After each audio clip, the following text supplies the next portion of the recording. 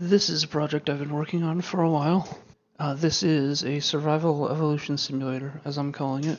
This is heavily inspired by Kerry KH's Evolvio, as well as sort of Sethbling's survival, or what am I saying, Sethbling's evolution simulator in Minecraft. And I'll leave just a link to both of those videos. So what is this? So each of these circles is a creature. It's essentially a representation of an animal. And the number on them, it's kind of hard to see here, but that is the amount of energy they have, which is sort of like a measure of their life force, kind of like health points in a video game, but not quite the same thing. So basically they lose energy by doing anything. So moving around, eating, giving birth, touching water, everything makes them lose energy, including just existing. They'll lose energy slowly over time just by existing. So no matter what, they'll lose energy, and if their energy hits zero, then they'll die, and then just like a normal animal. So the way they gain energy is they eat, and so this dot on these circles, see this one's flickering quite a bit. When it's a small black dot, like if I just pause it. So right now this creature is not eating. It's this dot is a small black dot that represents its mouth, and it's not eating. Whereas this one has a larger gray dot, and it is eating. That's what that represents. And so basically, there are different things that control what the creature does, and it's controlled using a neural network, which is just displayed here. I'll explain this other stuff later. This is a bunch of stats about the creature, and this is the neural network deciding what it does. All these input nodes represent lots of different things. If you're not familiar with a neural network, it's essentially a very simple simulation of a human brain. Each of these numbers on the left here represent sort of kind of like what the creature can see and take in. So if your brain was a neural network, these numbers might represent the different colors that you see through your eyes and the different sounds you're hearing with your ears and so on. Then all these lines essentially represent, I would call them memories, kind of knowledge as to what the creature knows. So essentially based on these numbers on the left, it then uses this knowledge of what these lines tell it to do to then change these numbers over here on the right. And those essentially tell it what it's going to do. So for example, this top node represents the direction it wants to turn in. If it's a negative number, I believe that makes it turn counterclockwise, or no, I think if it's a negative number, it makes the creature turn clockwise, and if it's a positive number, it makes it turn counterclockwise, for example. And then all of these other nodes also represent different things about what the creature can do. For example, some of them represent these lines, which these are essentially their eyes, and these outputs control how long they want their eye to be and where they want the eye to, which direction they want the eye to look in. And then the eyes are how they take in most of their input. They essentially look out with the eyes and see things. So for example, this eye right here is looking out and it's hitting this water. And so this creature sees this water, and that will set certain nodes in its input based on on this water. And so water in this is a hazard. So when the creature is on the water, they will rapidly lose energy. And so being on water is very bad for survival. Let me see if I can find one that's... So this creature is looking at this other creature over here with this eye, and so it's taking in a whole bunch of information about it. Everything from its age, the amount of energy it has, its species, and many other things. And before I get too in depth with all this stuff, essentially these creatures don't actually know anything. They're essentially just taking in a bunch of inputs from around this world, and then deciding on things they want to do. That's all that's happening. The creatures don't initially know anything, but through evolution and reproduction, they are able to evolve to something advanced like this.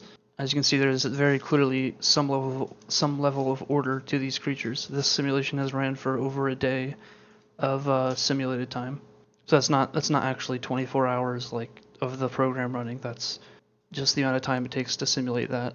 And so I can show you what happens if I just create a new simulation with the same exact settings, this is what the creatures look like. It'll just randomly throw a bunch of creatures around here. You can see a lot of them will just be born and then die. This one's not eating, so it lives a little longer than one that was eating inefficiently. You can see here's one. If I could click on it. This one has managed to find a strategy, just moving around in a circle and constantly eating is allowed it to survive for a while. However, you can notice when it's on these really gray squares, it's not gaining very much energy, and that's because of the way the eating works. So when creatures eat, they essentially, and so you can see it died. When creatures eat, they take a certain amount of energy from, what am I saying? They spend a certain amount of energy, and then they gain a certain percentage of the food that's in the tiles. Essentially, the food is essentially the energy. The brighter a tile is, so for example, this tile, oh, not anymore, this tile right here, this is very bright. This is a very saturated color, so this tile has a lot of food on it, whereas all these tiles are very gray. There's not very much food on them because creatures have been eating from them.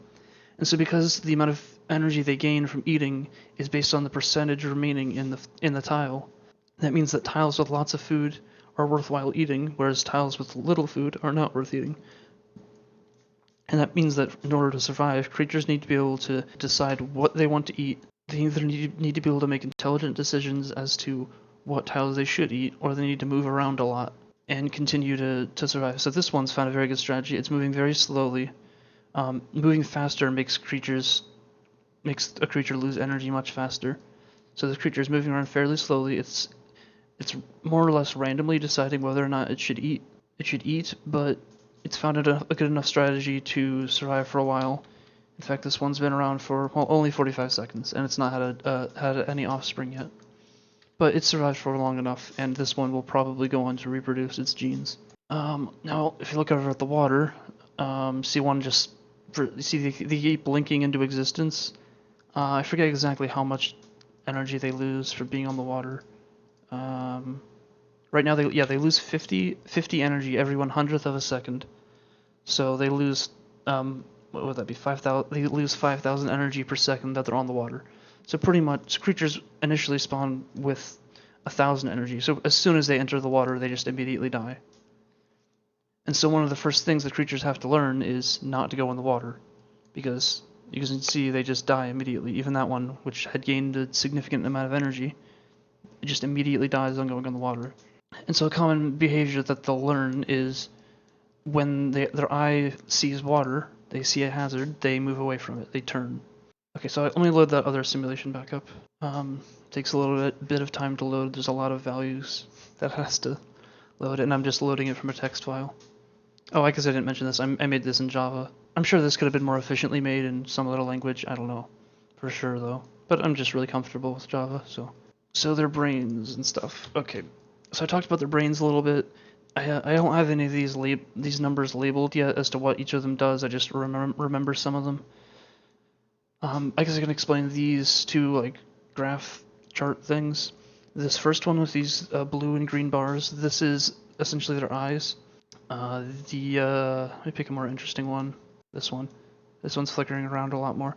So the blue, I think, is the angle, right? Yeah, the blue is the angle that the eye is currently at, based on like it's facing forward from the creature. So essentially, the blue bar represents the range that the creature is allowed to move their eye in, and then this lighter blue bar represents the actual position their eye is. So this creature has decided to keep all of their eyes at their maximum value right now, at their maximum like angles.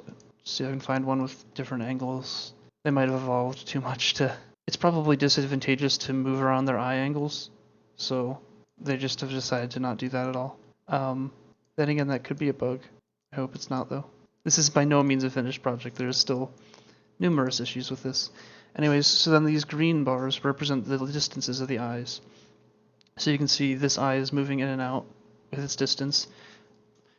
And so when an eye looks out, it either extends to the limit of its range, and then whatever tile that limit is on is the tile that it looks at. And then we just find a creature that's looking at a creature. So like right here, this creature is looking at this creature, and so its eye ends at that creature's body, and so then it sees that creature and the tile the creature is standing on. and that's how it takes information from those. And so this graph chart thing is just a representation of what the creature is doing with its eyes. This other chart is essentially a memory chart. So the left values, the ones with the question marks and bars, those values determine whether or not they want to change a value in their brain, and then these other values represent the actual value in the brain. So it's essentially extra constant nodes that are added on to the. It's essentially extra nodes that they can use to store things about the world. So, for example, right now, this creature has this value set to a very low value, and it has a red bar here, or this bar here. So a question mark means that it's willing to still change that value to something else, and this bar means that it's keeping this value here. So if I unpause this, you can see this value is not changing, or it is now. Like it's going to blue and briefly, and then going back to green or to red. My point is, it doesn't change when the bar is like this, but it will change when there's a question mark, and so that allows it to store information. So for example, it might have some sort of structure that'll set one of these values to a really high value, which will then takes in all of these values as inputs, and that could affect its behavior. So it's essentially a memory system that's built into the creature so that it can remember what's recently happened to it and make decisions about that. Okay, I guess I can go through all the. This is pretty random with how I'm going through this. So I can go through all the different menus. This is just a save thing. So I can. It's all just stored in text files. So if I just go to where these things are stored, this is what one of the save files looks like. It starts out with just all the settings, and so I could change all these settings right in this file if I wanted to. But then it goes down. This is all the tiles about them, and then if I go further down, this is essentially all of the brain information, all of the different weights and biases in the brain, all the different stats about the creatures, all are stored here, as well as some graph data at the very bottom. And you can see that is, how many lines is that? Over 1 million lines. That's why it takes so long to load in that. What's this? This is the menu that shows information about the creatures, as I already explained. This is a little help menu just showing you what you can do. I also made it that you can control one of the creatures, though it's pretty glitchy. It doesn't have all the same functionality as the other thing, but you can still eat. You can't reproduce as a user controlled creature, and the water doesn't do anything, unfortunately. This is more or less just a debugging tool for me, though. And if I just start eating on the water, then there's no with the water there's no food here, so I'm just losing energy. I'm just spending energy to eat and gaining nothing by eating on the water. Now I kind of have to. Actually, no, I can just do that. Okay. And I'll just let that creature die. Okay, so then this menu, this is a menu that allows the simulation to run faster. So if I just press this button, then it'll essentially stop trying to render the simulation and just update it as fast as it can. Just as soon as it's finished the first update per each hundredth of a second, it'll just go on to the next one. Which there's a lot of optimization that needs to happen with this still, so that's why it was running pretty slowly. I can also just tell it to run for a set amount of time, and then I can also, if I wanted to, I could just type in any random amount, and then it'll run for that amount. Oh, I hit the wrong button there. Whoops. If I do something like that and I press start looping, now it'll go through. Okay, so then this menu is all the settings. There are lots of settings.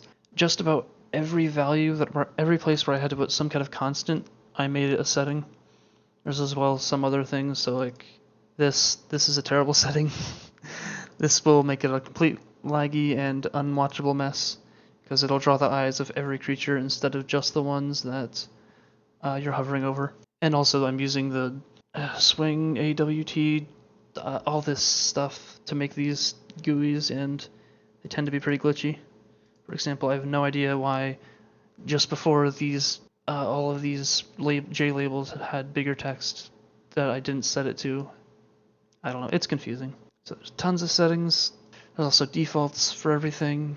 So that's that menu. Then this menu has 3 graphs. So this is the population graph. You notice the population sort of goes in a sine wave. And I can zoom around and move around the graph and do stuff with it. I can zoom in and out like that. Zoom in on the different axes. There's also a mutability graph. This mutability is a number that determines how fast their mutations happen. Typically, this number ends up being very low, as creatures need to be able to reliably reproduce their genes, otherwise then their offspring won't be anything like their parents. So the purple line is the average, the red line is the highest, and the blue line is the lowest. This graph I don't think is that useful though, at least at this point. And this is the age in minutes. Again, same with the highest, average, and lowest values. So right now, the oldest creatures live for close to 3 hours in some cases. It looks like it's averaging around 2 hours. Okay, so this population graph, you notice it follows a bit of a sine wave, which, well, not really a sine wave. It just kind of looks like one, but that's essentially because of the way that the year system works. So right now, a year lasts 1 hour. So this simulation is ran for 12 years, or no, sorry, 26 years.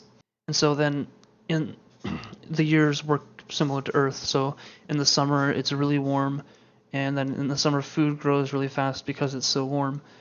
And then in the wintertime, which right now it's like the middle of summer, like the beginning of the hour is the height of summer, and then the middle of the half hour is the height of winter. And so in summertime like this, there's all the water is melted.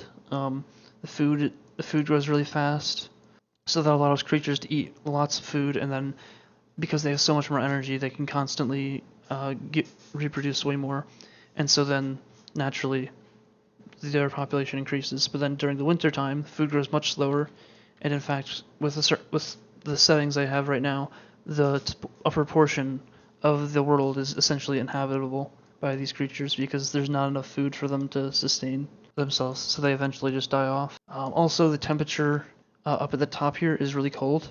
These creatures, the food doesn't grow as fast here, but there's also some other effects. And then down here, the creatures, or the temperature is very hot, so it's kind of like the northern hemisphere.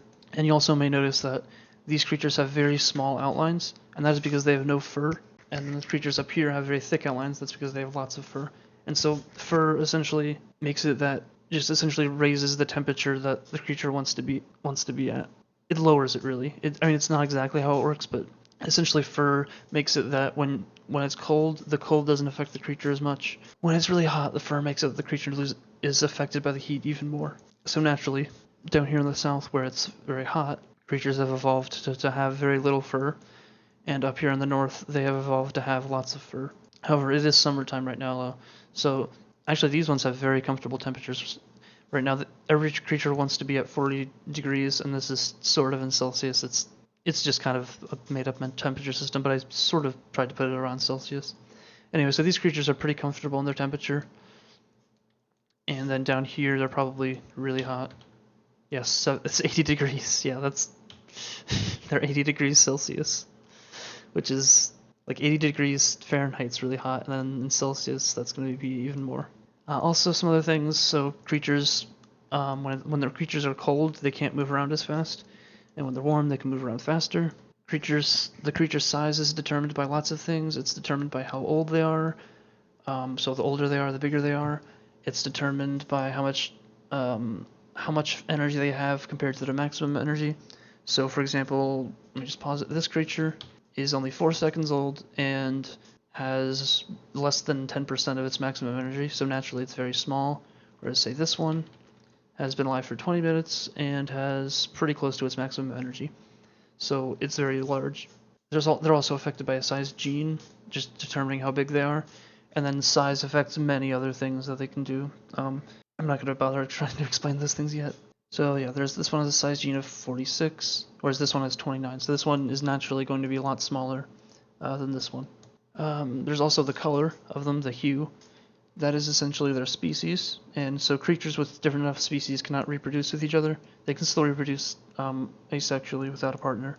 But for example, this creature, this magenta creature versus this cyan one, these two creatures are far too different in species. So I guess if you were going to think about this as the real world, an analogy, it'd be like this cyan creature might be a bird, and then this magenta creature might be a dog. Obviously, those two creatures are incapable of breeding, whereas, say, this blue creature and this other blue creature might be like two different dogs, two different like dog breeds, and so they can still breed. And then also species affects what kind of food they can eat, because so the creatures have hues. Also, the tiles have hues. So the hue of the tile is the species as well as the hue of the creature, and it's best for creatures to eat food that is of a similar species to them. So, for example, all around this area, it's mostly green. So naturally, all the creatures that became green because because the creatures that are green are best suited to eat that food. They get the most energy out of eating green food. Whereas if these same creatures went and tried to eat, say, over here with this red and purple food, they would probably actually lose energy by trying to eat it. This food actually could be thought of as poisonous to them. And so there's lots of other features. There's a fighting feature. Generally, it's not that useful. You can see these two are just doing it. That one just happened. If they start glowing red, that means they just got hit by someone. And then if they have a little black dot in the center, that means that they just hit someone. And so fighting, the way that works is the creature spends a certain amount of energy to fight, and then if they hit a creature, then they'll steal some of that energy from that creature. And it kind of actually creates a prisoner's dilemma, because collectively it's best if no creature ever attacks, because then no creature's energy is affected. If both creatures attack, then they'll both lose some energy from doing an attack, but then they'll also both steal energy from each other. But because of the lost energy from just fighting, they both end up with less energy. Whereas if one creature attacks and the other one doesn't, the one that attacked will overall gain energy, whereas the one that was attacked was going to just lose energy. So essentially, thinking selfishly, it's always good to attack anyone that's near you, because you'll always be better off than if you don't attack. However, if both creatures don't attack, then it's better off for the collective. So, prisoner's dilemma, I guess. There's also an age thing. So you can see, this creature has had its saturation decreased a lot. You can see it's flickering on and off. When creatures have a high saturation value, that means they were recently sick, and sick just means that they just lose a random amount of energy, and the amount of energy they lose increases with how old they are, and the chances of them getting sick also significantly increase with their age. So, for example, this creature has been alive for 47 minutes, and you can see it's getting sick pretty often. It's almost perpetually desaturated, and the amount of desaturation is how sick they get. Whereas, say, this one is entirely saturated. It's only been alive for a couple seconds. It might die, though, since it's not eating very efficiently. We can see it's very saturated. It's not going to die anytime soon. Whereas, again, I can actually find... I forgot to show this menu. This essentially allows you to sort the creatures by different stats. I'm not going to bother going into all these things. So, for example, this creature is the oldest one. It's almost 2 hours old, and you can see it's constantly desaturated. There's very little that it can do. You can see it's sometimes blinking in and out, but it's constantly losing large amounts of energy. And because of the way it works, the amount of energy that they lose will go up forever. And so eventually, no matter how good they are at eating, they will eventually just die. That's how that works. I'm trying to think if there's other things I forgot to mention. Okay, so the breeding system. So essentially the way it works is if two creatures touch and they both have an output node that determines how willing they are to breed. If they both touch and they're willing to breed, and they haven't bred within a certain amount of time, I think I have it set to 2 seconds right now, then they will essentially combine their genes. They will both sacrifice some energy and then give that to their baby, and then the baby will be born. So it's essentially like how breeding works in real life. So if let's say your mom was really short and your dad was very tall, then you could take after your dad and be really tall, or you could take after your mom and be really short. You could be somewhere in the middle. You could even just have a random mutation that just makes you freakishly tall out of nowhere. If maybe both of your parents were tall or were short. So that's essentially how this works. Every number that keeps track of what is about the creature, including every number in the neural network, as well as everything from their size to how much fur they have to the energy that they give to their children, and so on. All that stuff gets passed down through breeding, but then also there's a chance that each of those numbers can just be modified by a little bit, so they can be different from their parents, and then it can also just get completely randomized in a random mutation. And so then the difference with there's asexual reproduction and breeding.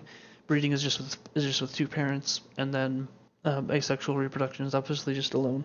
And so it happens differently. Every creature can do both of them, though. For example, this creature has had 2 children with a partner and 4 asexually. I can also sort them by how many they've had. So certain creatures might evolve to do certain things. So for example, this one has had 15 children breeding, whereas this, and only 33 asexually, whereas this one has had 143. So they've been busy. Of course, breeding is in this simulation is not nearly as complex as it is in real life, and there's no pregnancy or eggs or anything. That's something I'm considering adding at some point. And you can see this creature just walked into the water and just died. Also, this is a very laggy simulator, so that's why this timer is clearly not running in real time. It's taking much longer than 1 second to simulate 1 second of simulated time. That's something I have to work on. So there's also this terrain, which I don't even really know how to explain how I generated it. Essentially, let me create a new simulation. So this is the same seed I was using before. It's all procedurally generated with a seed, so you can generate the same terrain over and over again. So essentially these, also let me just pause it. In fact, let me do this. I'm gonna get rid of all the creatures. So that will just make it that there are no creatures. So now none of them exist. Okay, so essentially I'm taking, I believe it's a sine function of the x coordinate of the tile plus a sine function of the of the y coordinate of the tile plus a sine function of the x times the y coordinate, and then also a function of just the x directly and the y coordinate directly and the x times the y directly. And then each of those 6 equations is added together with certain randomized weights based on the seed, and then there's more variance that just varies a little bit, and so then it creates these kind of shapes. If I just, I can change, all the settings are here, change everything, all the different scalars and things that affect, I made all of the settings, so, and if I just pick a random seed, 0 selects a default seed. And then I just create another new simulation. Now a completely random seed happens. Let me just make another seed. See, there's another one. And the water is generated. Okay, so basically, if I turn off all the water, so I can do that and that'll take a while to create. Now there is no water here. And so you can see that's essentially what it does. This is the kind of thing it looks like. If I make it that the worlds are much bigger, I can make the worlds really big, so let's make it 500 by 500 tiles instead of 100. This is going to be really laggy though, as it generates all these tiles. Yeah, it's going to take a while, but this will allow you to see the kind of patterns it generate. Now the rivers and the like land masses, those are generated much differently. The way the rivers work is it essentially randomly generates a parabola. Well, okay, first it splits the entire world into several chunks of tiles, and then each chunk has a set number of chances to generate a river, and then a river is essentially a parabola that exists inside that chunk and with a bounded x and y range. And then if any tiles are within a certain range of that parabola, then those tiles become part of the river, plus with some random noise to make it, more random looking. And then the main land masses are essentially just a bunch of circles, again with some noise. But yeah, so it's a bunch of random circles that overlap and then create different islands. And I'm wondering if I crashed. Oh, I did. Yeah, I think this is still very much in development. Whatever. Okay, I'm just gonna change the world size instead of trying to mess with the world generation so much. Also, I'll put it on 300 instead of 500. It's a lot of tiles. Okay, that one generated pretty fast. So this is what the worlds look like. In fact, I can turn off rivers. That'll make it go faster. So I just turn off the rivers. Let me put maybe 100 islands and pick another seed. And then there's, okay, so that you can see the terrain a lot more. So this one created very much a circle shape, and it's very random as to what actually happens. See, this one has more of a curved, weird thing. I don't know what you would call these shapes, if anything. I have no idea if this is how something like, say, Minecraft would generate terrain. I think that uses Perlin noise. I don't know how that works. Yeah, that's most of everything, I think. There's still countless features I want to add to this. But yeah, I'm very happy with how this has came out so far. This is such a fascinating thing to me. I've had some really interesting things with this, like I had one point where fighting was really advantageous, I think, because of the minimal way I initially implemented it. And so essentially there was one species of creature that was sticking to one region, and they were very peaceful. They never attacked or fought at all, but another species was very violent, and they pretty much attacked anyone they saw. And so it was this bizarre thing of seeing these circles like invading another species territory. It's so just, oh, it's crazy. And if you watch some of these, you can see oftentimes they do just go around in circles like this one. But you can see they change their angle rapidly at times and slowly at other times. This one's particularly boring though. Let me look for a more interesting one. So that one just walked into the water like an idiot. I'm trying to see if it's like this one. Okay, this one's mostly moving straight, but now it just took a huge turn for, I don't know why. Maybe it saw something it didn't like. And now it's kind of hovering around this guy, so maybe it wants to, it's trying to breed with him. Never mind. I don't know. You know, it's so, I don't know what any of these neural networks do, because that's how they work. There's certain obvious things, like for example, it has these two short eyes, so there's a pretty high chance that these eyes are looking at the food directly around the creature and determining whether or not they should eat it. I have no idea what that really long eye is doing. It's probably looking for water so that if it sees it, it knows to turn away immediately. You can see it just had a baby, and it looks like to be a pretty smart one. Because it avoided the water, it's eating efficiently, so there's that. And yeah, that's this simulator.